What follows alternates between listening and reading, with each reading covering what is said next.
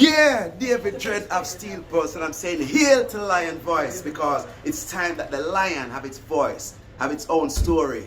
Says I'm stepping out here. Hear me now. Yeah, the lion's voice. Raw. The time has come for the lioness to tell her own story.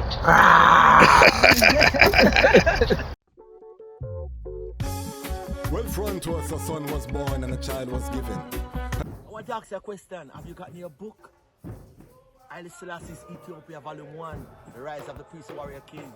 I've read the book in its entirety, and I must say it's very inspirational, very informative, and very historical, right? Them call him Rastafari. When he was born, rain fall from sky. Them call him Rastafari. When he was grown in airplanes he fly. They call him Rastafari. Lion break the chain, weep not, don't cry. Them call him Rastafari. Read the Revelation chapter 5 verse 5. Then born near the city of Harar, the inspiration for Bob Marley's guitar. People crowd him like some big superstar. It no matter if England. And this is the first in a series of interviews I'm going to be bringing authors so we can talk about their books. So I say I'm the reading Ras. I'm an author, but it's not just I. We have ones who have been writing books before I and ones that will write books after. This guest is very special to I because it's one of I teachers, I Jagnas. When I came into the movement, she was one of the people who guided I. One of the most salient pieces of advice ever that I've ever received in this trad was, while others are praying, sometimes you have to be working. And I've taken that as a mantra. She's written books. She's a journalist. She's an educator. She's an author. She is a mother to many, not just her own biological children, but most of the Rastafari sistren you've seen featured on this channel have been taught or have sat at the foot of this elder to get their knowledge and wisdom. She is a national, international, outer-national treasure, a Rastafari matriarch. She is the pioneer when it comes on to the educated Rastafari in the sistren. I have a lot of doctors and this and that where we bring on the channel.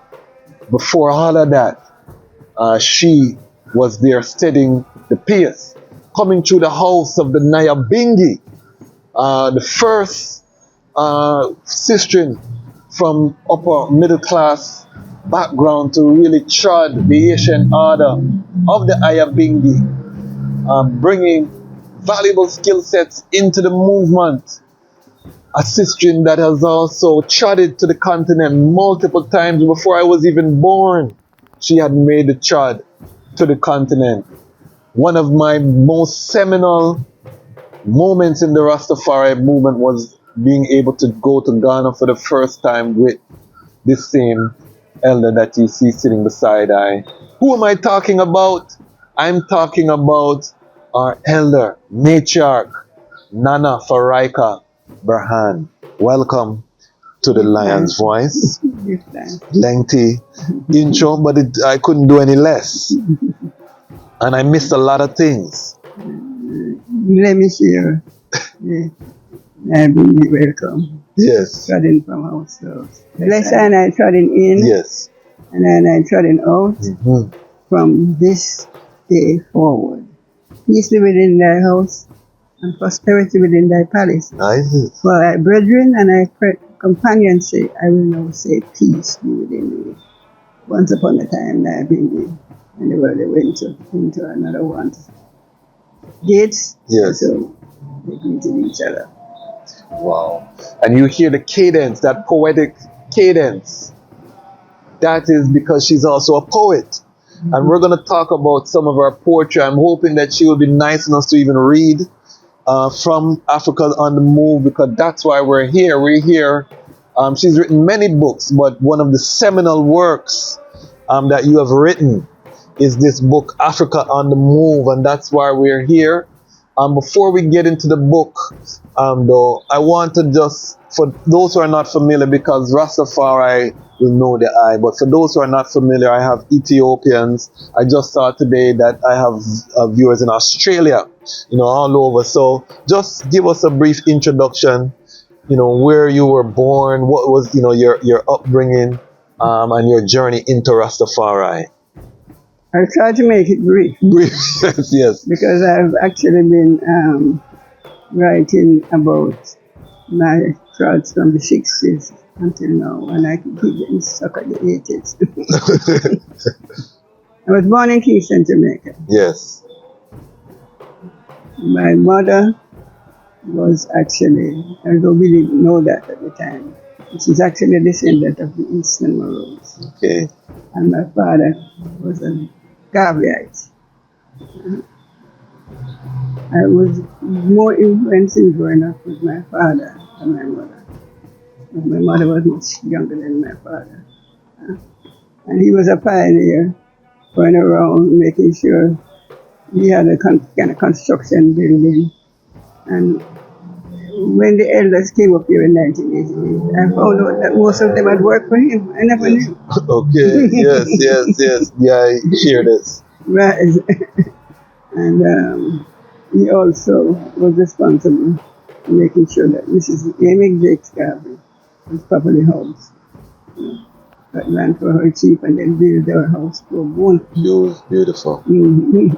I'm looking for somebody to do that for me. So I started my own.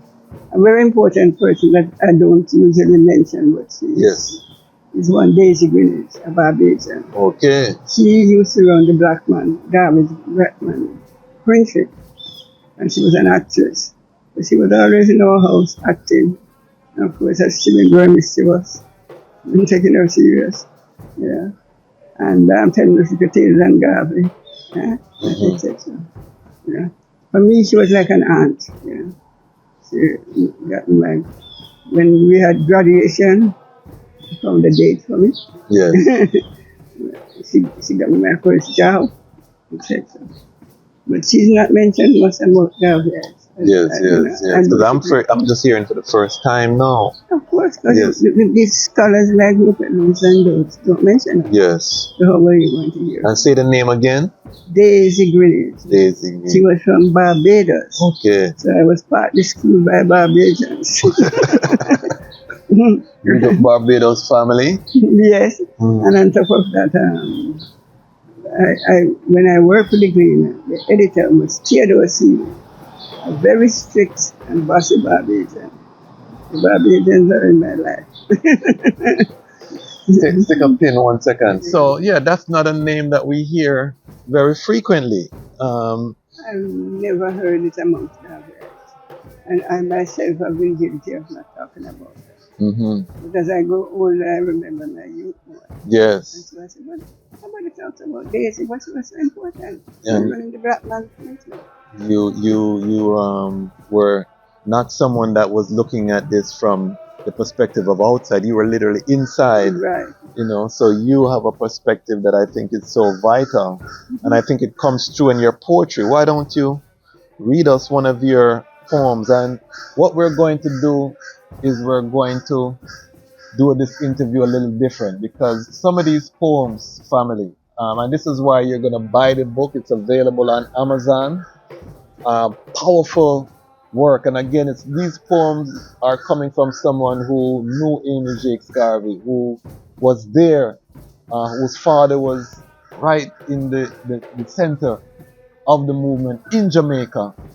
So it's invaluable. So can you share one of your poems here, and then we'll continue on the journey to Africa on the Move. Africa is on the move.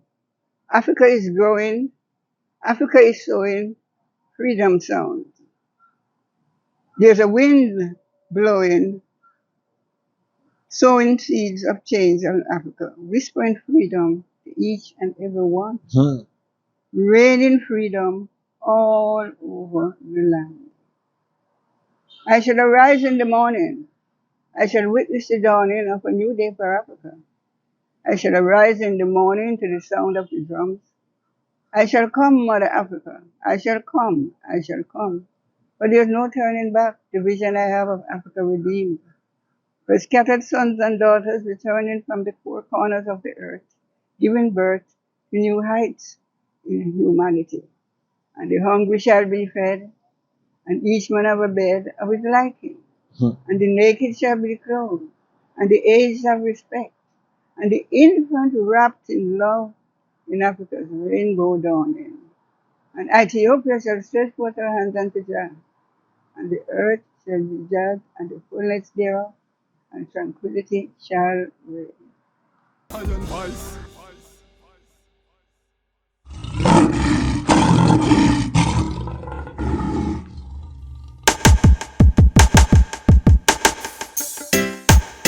Well, great is the Almighty, and greatly to be praised in the city of Haile Selassie I, the mountain of His holiness. Yeah, from Cape to Cairo, from Timbuktu to the Nile, you know, the whole entire continent.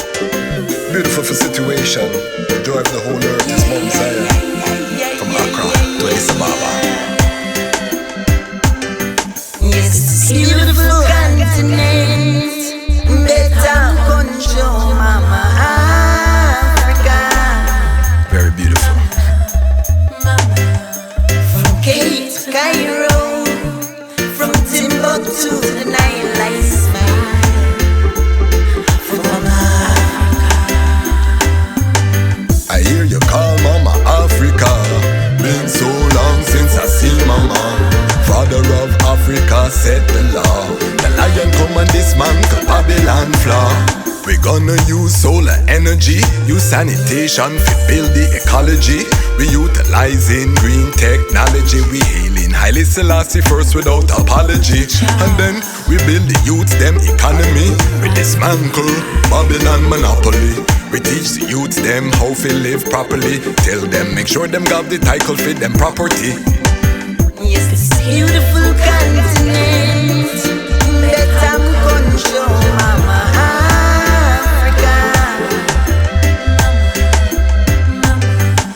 From Cape to Cairo, from Timbuktu to the Nile, I smile for Mama Africa.